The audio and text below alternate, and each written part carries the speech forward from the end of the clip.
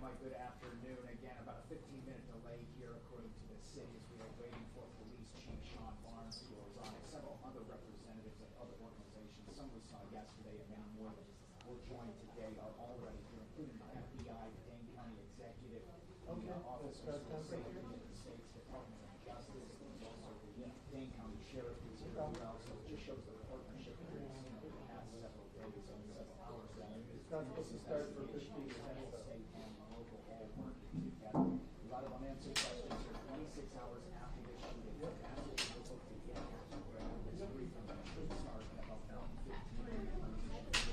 The main question right now we want to confirm is the victim's identification. We know that this is a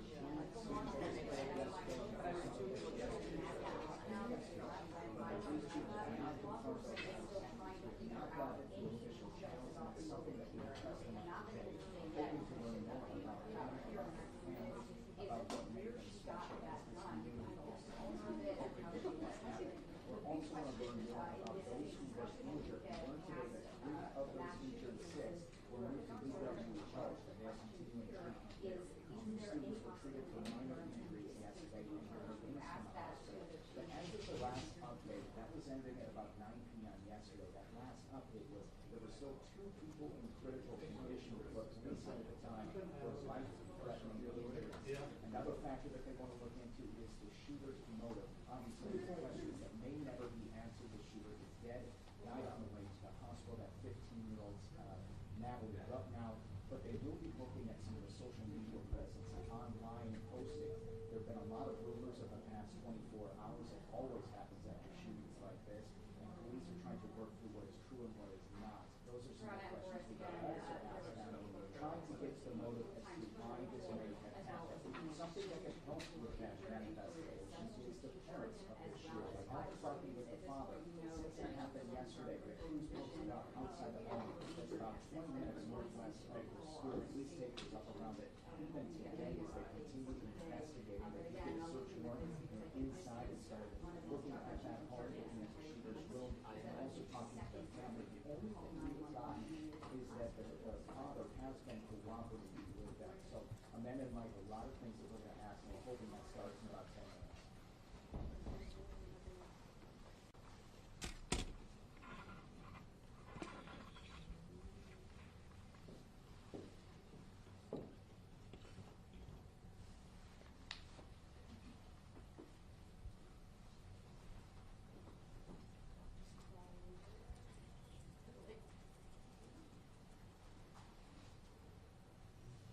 That's right, and one of the questions that they will have to answer is if those are not true or if they cannot confirm them, what they are looking into.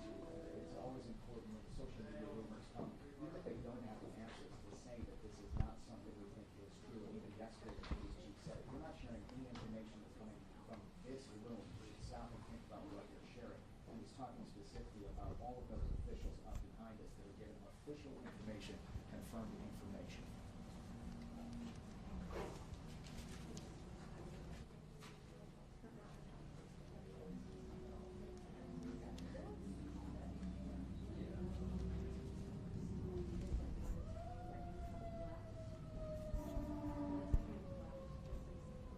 That Michigan school shooting several months ago was a big one because it started talking about culpability for parents and accountability for those who may have allowed access by negligence or intent to have someone giving access to the time. So that's something that they are going to be looking into as well. The police chief yesterday talked about the ATF and federal agencies that will help them look into how this shooter got access to the handgun. It was something that they did not know at the time yesterday, or at least did not share with us. Today we hope to have more answers as well. And as to your question, Amanda, the father is either at home at a police station or elsewhere, but we have not seen or heard from him publicly so far. We do not know what he has told authorities yet.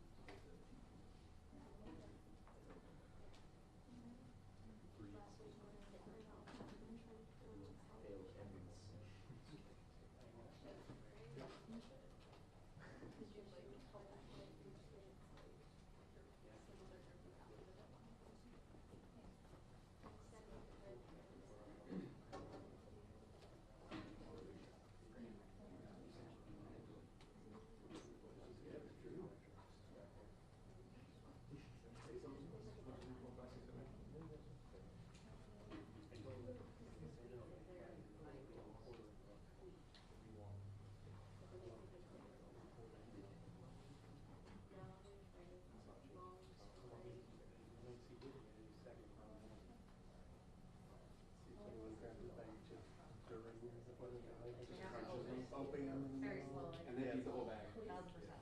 Break your mouth open. Do it on a hotline. Yeah. Preferably while being collected.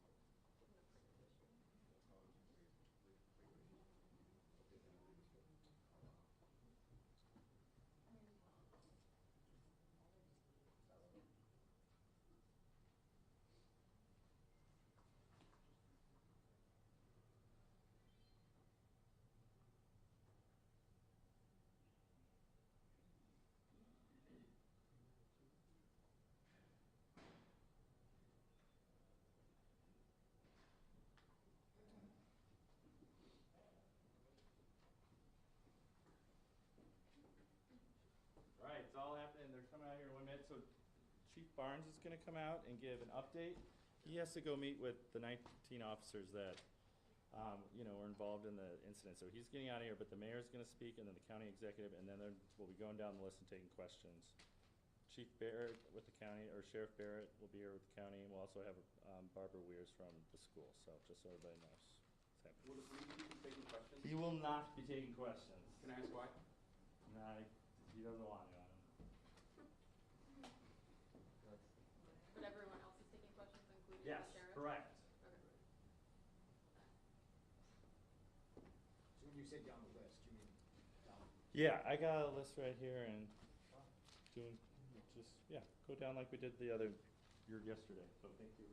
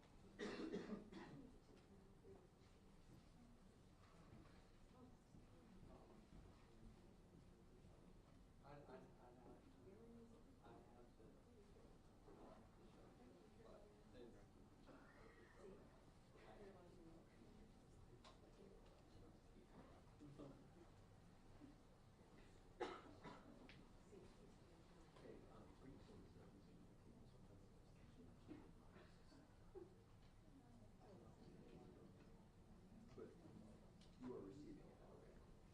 Well, I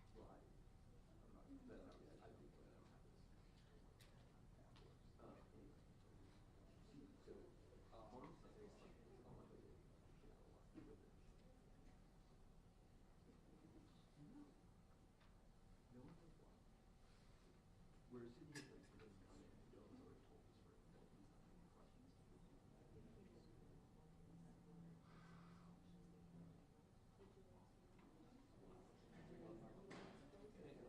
that I don't have this. We're sitting here waiting for them to come in. Joe has already told us that he's not having questions. Walking over now.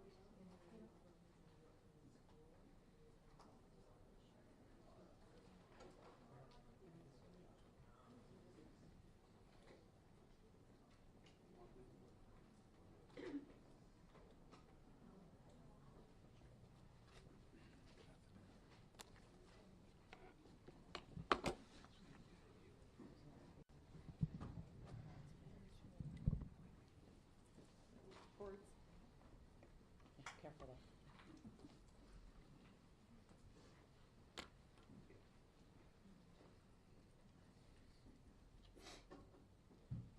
Good afternoon, everyone. Good afternoon, everyone. Good afternoon. Thank you for coming. Thank you for being here today. We'll be providing an additional update as we have moved now into the investigation phase of this tragic incident. I'll be making some prepared remarks and will not be taking questions. My name is Chief Sean Barnes, Shonbarnes, and I'm the Chief of Police for the Madison Police Department. The past 24 hours have been a flurry of emotion, sadness, anger, disappointment, grief for the Madison community. We were brought together by a tragedy, and today 3 families woke up this morning to a world without a loved one. And that can never be outdone. In the midst of this tragedy, our community has come together in an incredible demonstration of support from Madison and indeed the state of Wisconsin and our nation. I cannot express enough gratitude to the many emergency response agencies who provided direct support to the Madison Police Department. We could not be standing here today without the men and women of law enforcement, specifically the Madison Fire Department, surrounding EMS agencies, Dane County Sheriff's Office, Monona PD, Oregon PD, the University of Wisconsin Police Department, the ATF, the FBI, Fitchburg Police Department, and Cottage Grove. A special thank you from me to all of these agencies. Thank you so much. These agencies and many others responded to the scene and or took calls for service within the city of Madison to allow us to focus on this tragic incident. Student reunification with their loved ones could not have happened as swiftly as it did without the assistance of SSM Health Dean Medical Clinic, as well as the Quick Trip. Additionally, many people worked well into the night and supported local restaurants and community who came together and provided food and other logistical support for our team. Yesterday, we came together as one team, as one Madison, as one country, and we should feel incredibly proud about our response. I'll be providing some updates at this time, but before I do that, I'd like to provide an important clarification. Yesterday, after looking at the computer-aided dispatch system, it seems as if a call came from a second grader. It actually read the call came from a second grade teacher. That was a mistake. That's my responsibility, and I apologize, and I clarify that today.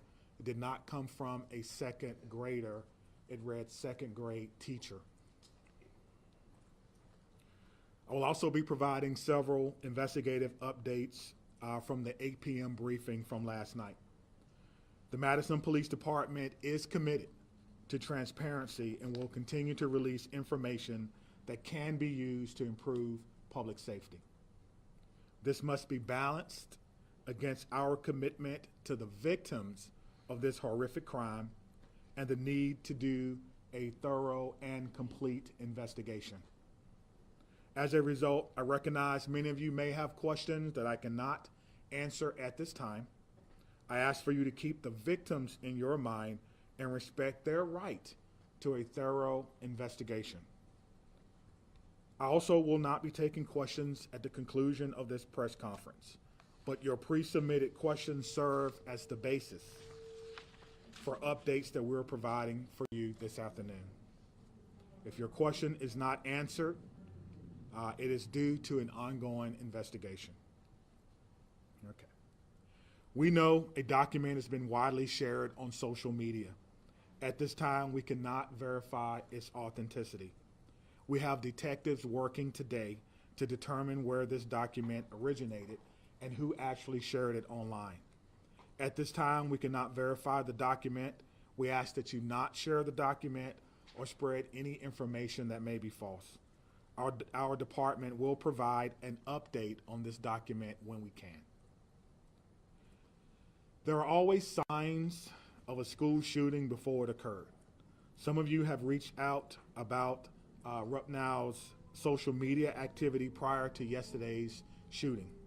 We're looking into her online activity.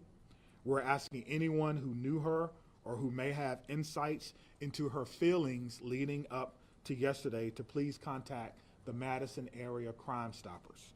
Again, anyone who may have known her or knew what she was feeling or going through at that time, please direct those inquiries to Madison Area Crime Stoppers. That number is 608-266-6014 or at P3 Tips. We will not be releasing specifics about these social media accounts at this time.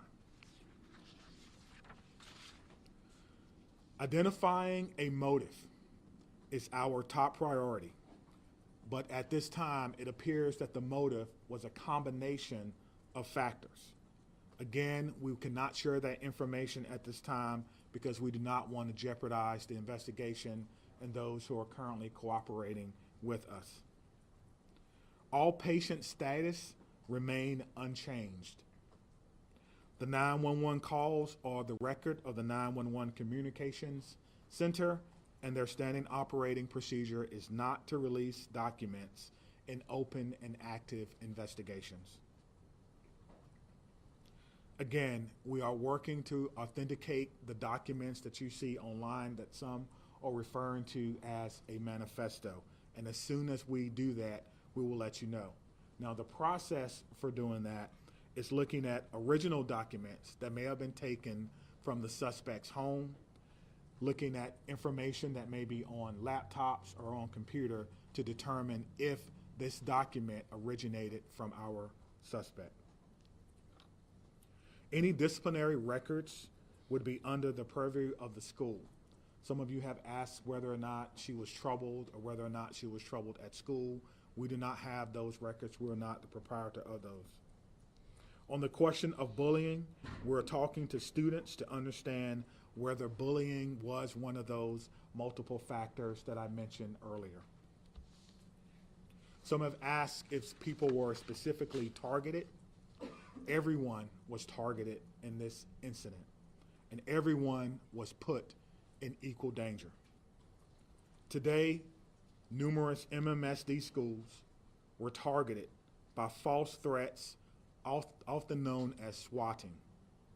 We're working closely with the Madison Metropolitan School District to determine where these originated and to investigate this call. We do not believe that there are any current threats to any Madison area schools, and will continue to investigate these calls and any threats of violence as they come in. Let me be clear on this point. Making false threats is a crime, and we are working with the district attorneys to prosecute these crimes as information is gathered. And if we have to do that, we certainly will. I encourage all parents, all family members to talk to your loved ones about this. We will determine where they originated. We'll use federal partners if we have to and levy those charges as well. As we continue to investigate what happened yesterday, we're keeping the victims and their families in the front of our minds. We want to thank the countless people and organizations who've reached out to support them, as well as the Dane County Victim Witness Unit and the Dane County Emergency Management, who provided direct support to the families. To the Abundant Life Christian Academy, this is a hurting and haunting situation, and the many survivors will need our continued support, and we pledge to give them that in the days, months, and even years ahead. As a community, we must not allow violence or any act of violence to define us. We refuse to allow hate or destruction to win in this city, but rather we will honor our survivors, our victims, through love, support, and the Madison way. Please continue to take care of yourself and take care of each other. At this time, we have several officers who are working today, who was working yesterday. They were given the opportunity to stay home on what we commonly refer to as an administrative day. They were offered peer support, emergency assistance program through our city. But those officers chose to come to work today and serve their community. So at the end of my remarks, I'm going to find each and every one of them and personally shake their hand and thank them on behalf of a grateful city, and a grateful administration, and a grateful department and profession for their act of selfless public service. Thank you. Mayor. Thank you, Chief.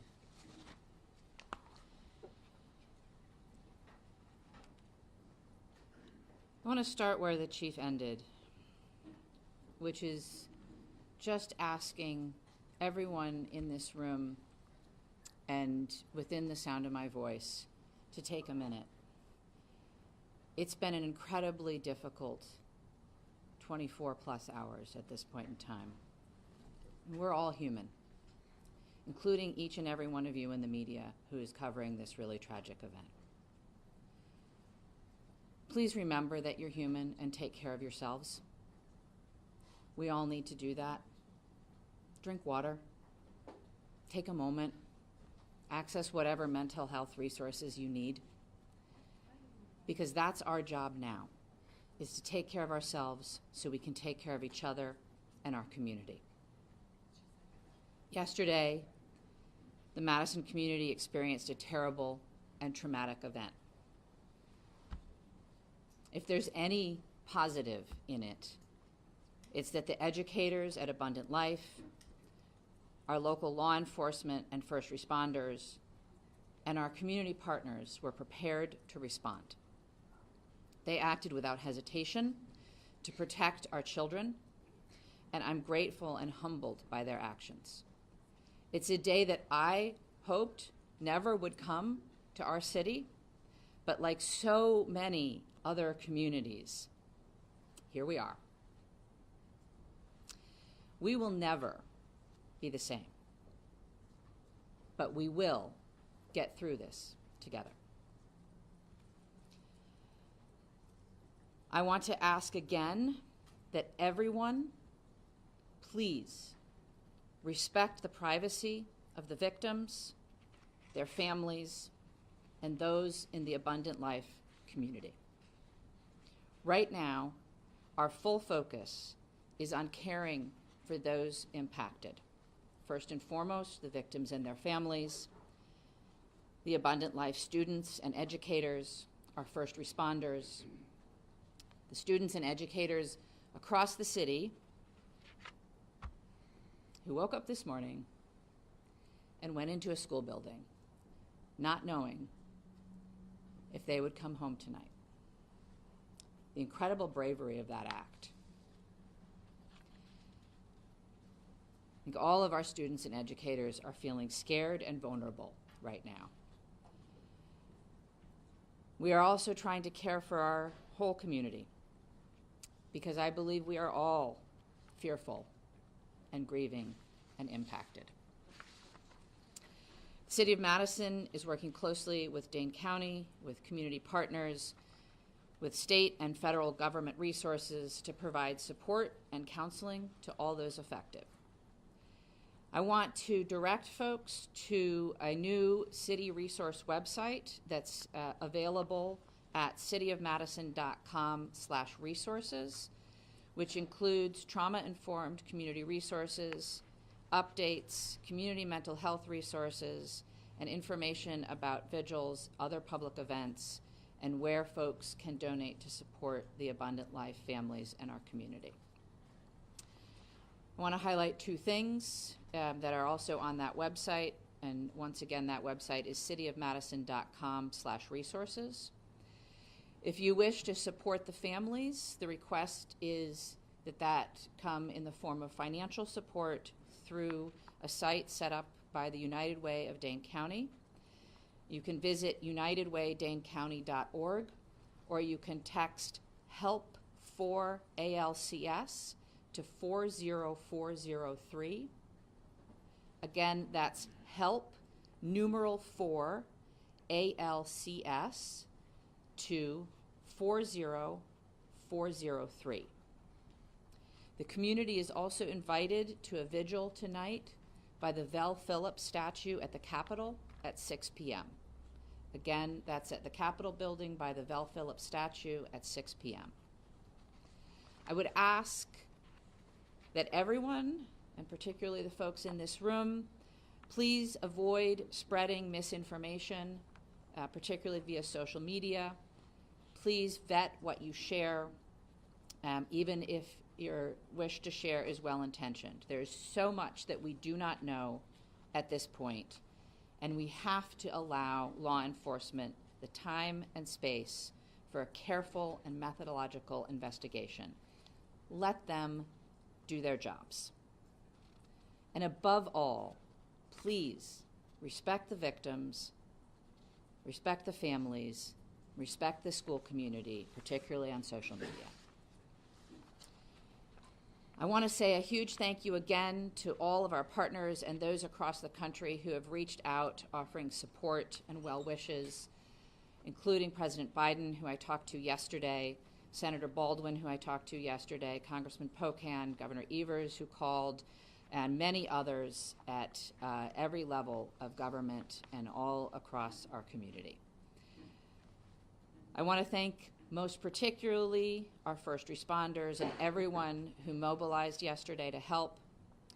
Certainly Madison Police Department and the many law enforcement agencies that were mobilized, the Madison Fire Department, the Sheriff, the State Patrol, the FBI, the ATF. I want to thank our hospitals that cared for the victims and the medical staff there. I want to thank Dane County In particular, emergency management and the victim services unit. They have been incredible. I'm going to thank SSM Health and the Dean Clinic. They, without hesitation, made their facility available to us. They canceled all appointments. They rearranged the facility. They put their staff at our disposal to make sure that the Abundant Life families could be reunited with their students. I couldn't be more grateful to them. I want to thank the United Way, both for setting up the donation site and for mobilizing resources across our community. I want to thank the Red Cross and the Salvation Army, the religious leaders who came to their unification site yesterday from across our community, and all of the community organizations and businesses that donated food and resources to the families and are still now offering support for our community. There are so many people who have offered support, resources, help, and well wishes, and we are grateful to every single one of them. I want to end where I started, which is centering our collective humanity. We all have to take care of ourselves so that we can take care of each other and our community. Whatever your belief or tradition is, I would ask that you find a way today, tomorrow, in the coming weeks, months, and years, to be kind, to give grace, and to find ways, big or small, to help make our community a safer place for all of our children. Thank you, and I'll turn the podium to the county executive. Before you go, can you introduce We'll yourself? answer questions. No, Oh, I'm sorry. introduce yourself again. I'm sorry, I forget that you're not all local. My name is Satya Rhodes Conway. I'm the mayor of Madison. That's S-A-T-Y-A, last name R-H-O-D-E-S -C-O-N-W-A-Y. Satya Rhodes Conway, mayor of Madison, Wisconsin. Thank you. Good afternoon, everyone. I'm County Executive Melissa Agard, M-E-L-I-S-S-A, A-G-A-R-D. It's unfortunate that we are still having to navigate this absolutely horrific situation in our community.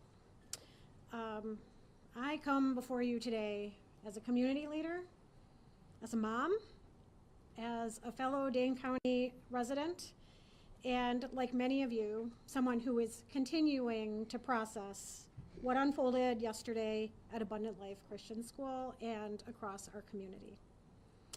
My heart aches for the students and families and teachers and the first responders at all levels, from the 911 officers to the folks that are at our coroner's office. Every single one of us has been impacted in an unimaginable reality by this situation. Our kids, my kids, teachers across our community, and in fact across our nation, had to wake up and go to school today, and that was an act of bravery.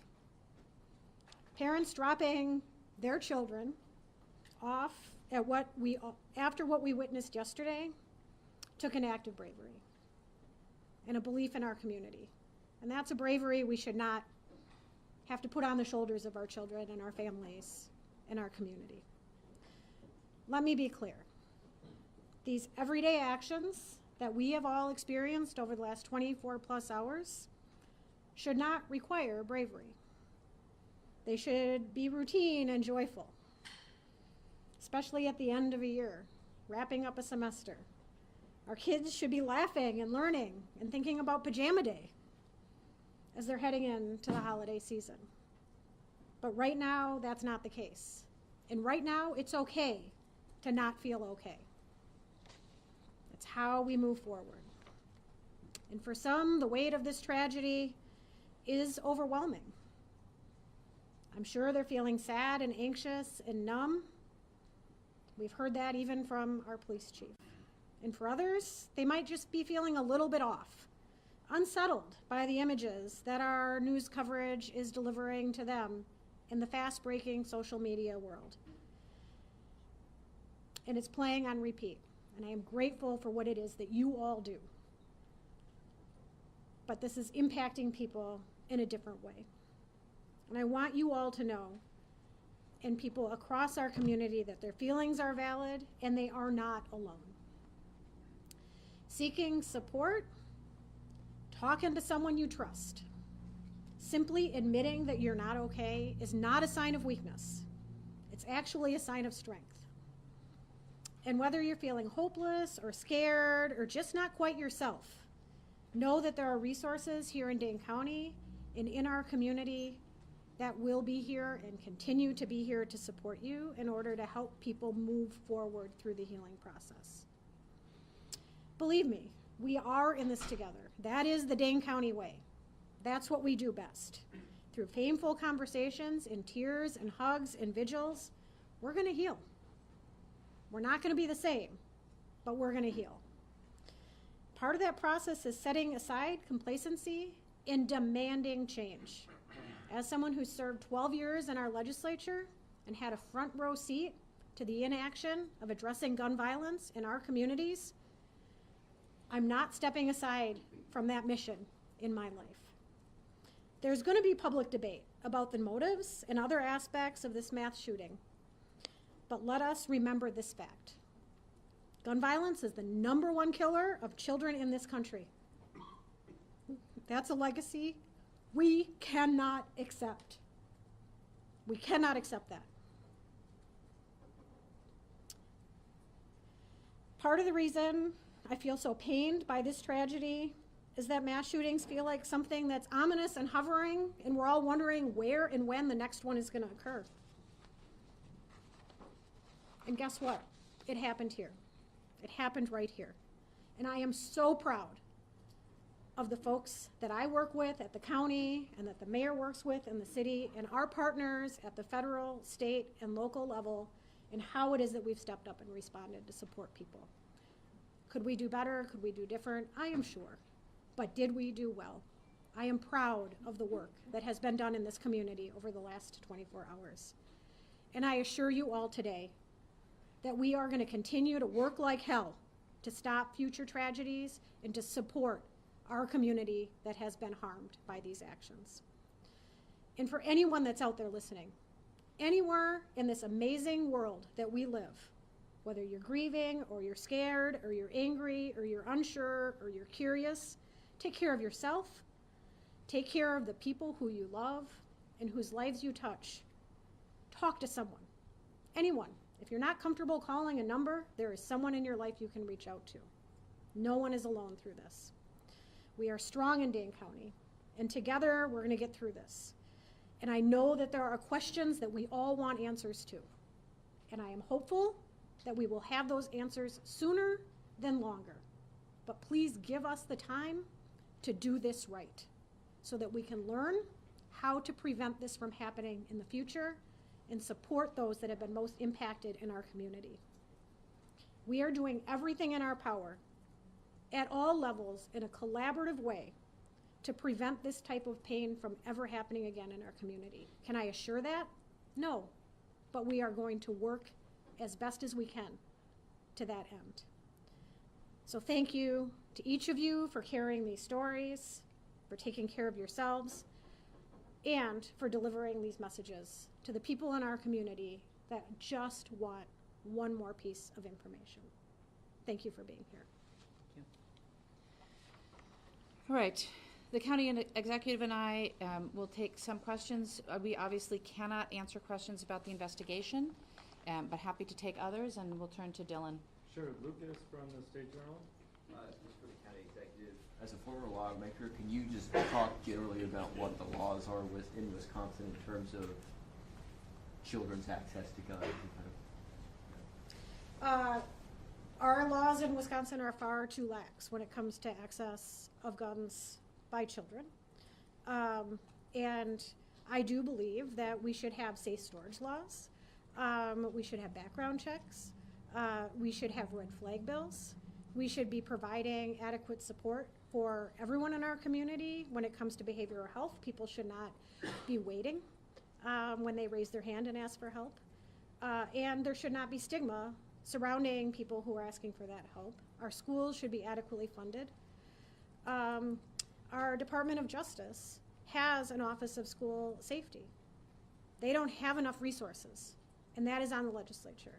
There is a lot of action that can be taken in the Wisconsin State Capitol, but this is a conversation that needs to happen from coast to coast. We need partners in our federal government to also address this, because states have borders and people can cross them. Okay, Maddie from WISC. As public officials, can you speak to the process of vetting information before sharing it publicly, what that looks like behind the scenes? We can try. I think it depends, but we have a process within, obviously, both police and fire have public information officers who work with the principals to gather and vet information and share it out. Similarly, in my office, we have a communications manager who works with us. In terms of the investigation, I can't really speak to that process, but there is a process within law enforcement to decide what information can be shared that won't jeopardize investigation, and then to do our best to verify information before we're sharing it publicly. Obviously, in an event like this, there is a lot of chaos, and it can be difficult to parse out where information is coming from and how accurate it is at any given time. And so in a developing scene, sometimes we will share information that's not 100% correct. But as you've seen already, the chief comes back and tries to give out the best information we can and correct any mistakes. Scott, do you have anything? Do either of you believe that there ought to be charges brought against the parents or anyone else involved in this incident? I think it's far too early to comment on that. As the investigation proceeds, I think law enforcement will take the steps necessary, but we don't know nearly enough yet. Cody, do you have a question? Okay, Madison? Seeing as Police Chief Sean Barnes is not here, maybe somebody else who is here with law enforcement can speak to this. He mentioned yesterday that the family or the father seems to be cooperating. If you drive past the house that they were searching, that doesn't look like the home of somebody who is cooperating. So maybe can you explain to an untrained eye the state and the condition of the home and the manner of which it is in at the moment? Is there anyone here that can speak to that? Sorry, we'll have to follow up on that for you. Chloe? Again, I'm not sure if anyone is able to speak to this, but I know Chief Barnes kind of briefly mentioned that students are talking about if the suspect is, talking or was bullied. Is there anyone that can, speak to that right now? Students are coming forward at this time and kind of sharing what they saw and heard in school yesterday, or their relationship with the student. So I think broadly, at this point in time, it's a very active investigation. You heard the chief ask folks who want to share any information that they may have to share that via Crime Stalkers, and I would echo that if anybody has information that's relevant to the investigation, to please share it through Crime Stalkers. I think today is going to be a very difficult day for all of our students in Madison. I know that our schools and teachers are doing their best to support kids. And I think the county exec has kids, as I do not, so she may know more about that. So I do have a son in our Madison schools, and it was hard for him to get up and go to school today. And then the school was locked down because many schools in Madison area were locked down due to swatting. And that was triggering not only to him and his peers, but to family members and educators. And the world that our kids are in now is very different than the one I grew up in. They have access to social media and digital communication in the palm of their hands. And they are oftentimes sharing information that has no source. It is our jobs as adults and as folks on the front lines to remind them that nothing is valid that they are sharing at this point in time, but to be there as they continue to process this.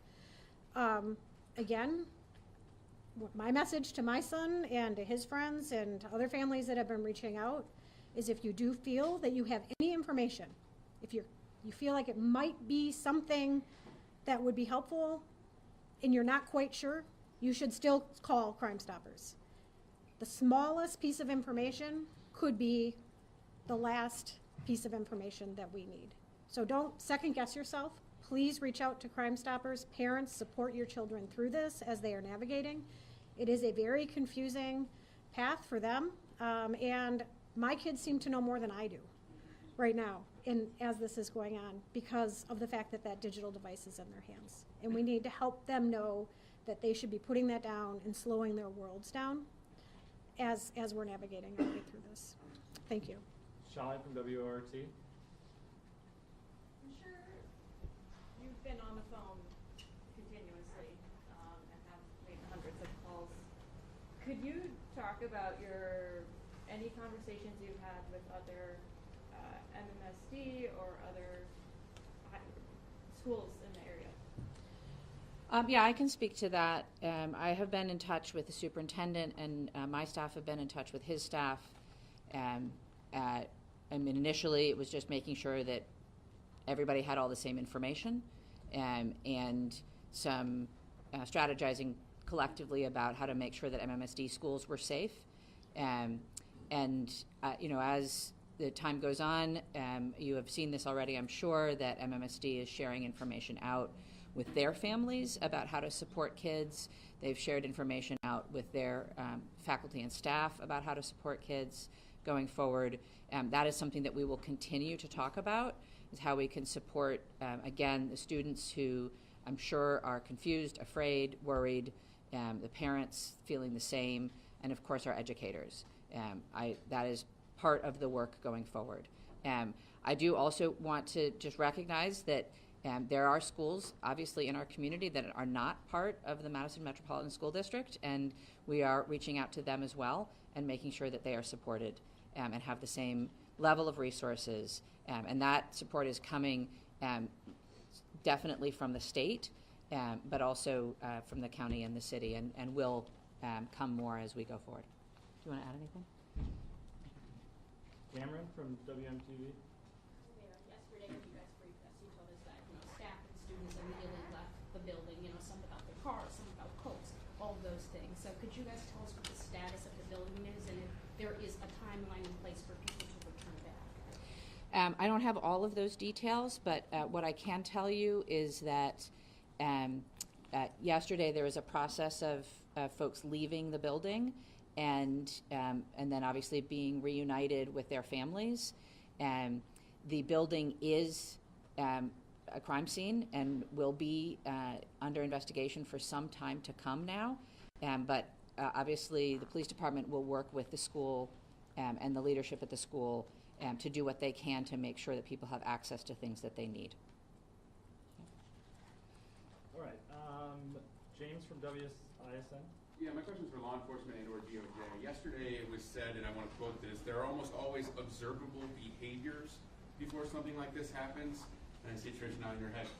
Can you share what observable behaviors specifically we see as this investigation unfolds from the suspect in this case? So I think, again, I want to address, because we did receive your question. I'm going to get in front of the microphone.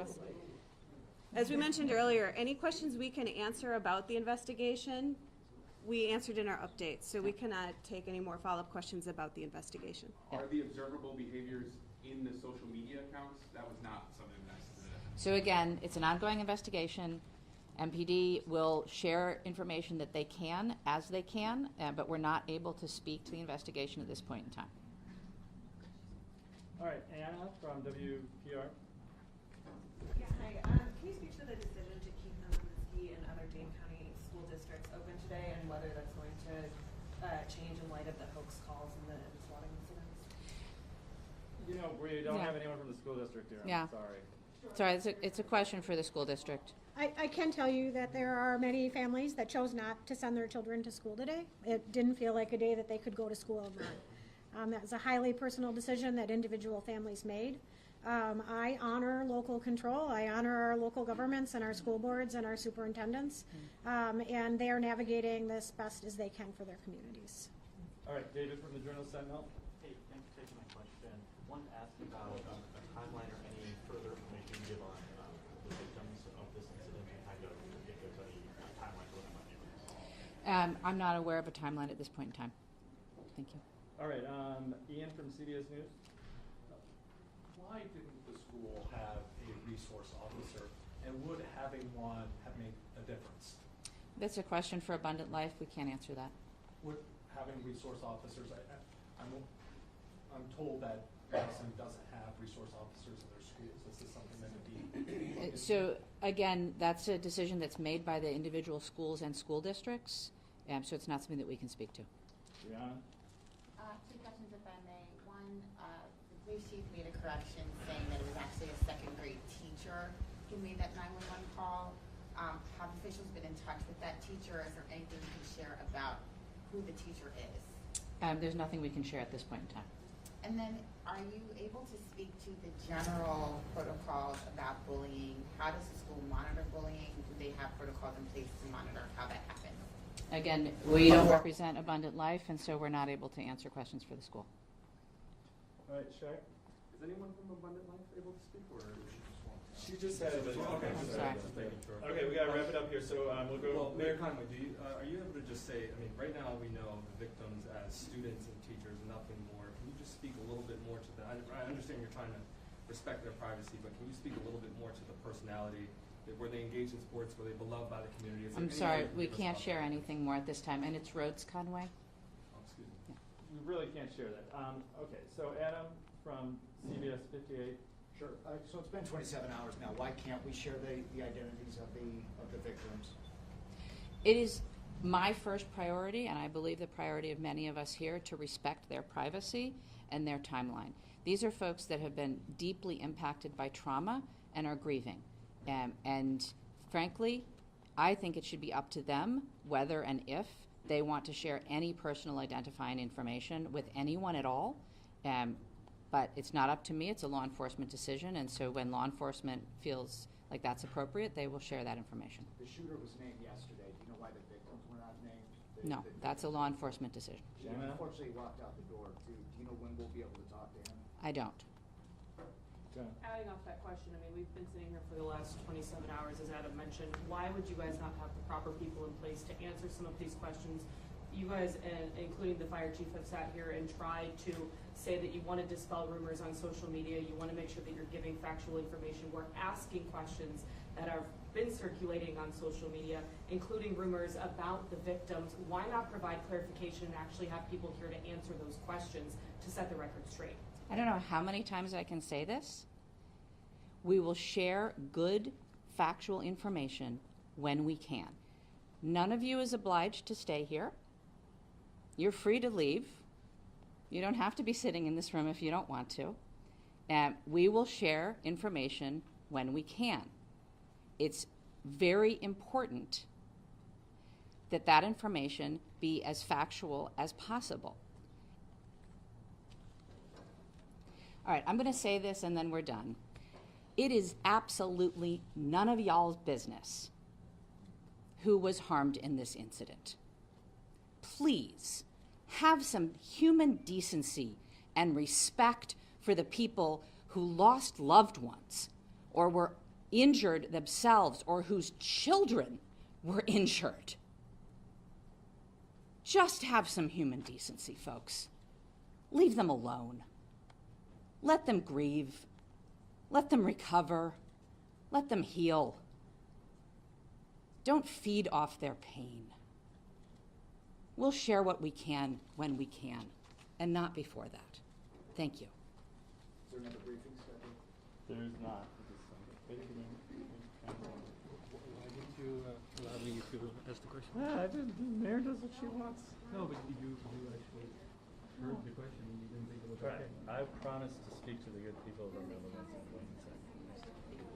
Well, you wouldn't want to go on. All right, I got one. Well, the mayor makes her own decision. So you made the decision for the mayor because you heard the question, so you didn't think it was okay.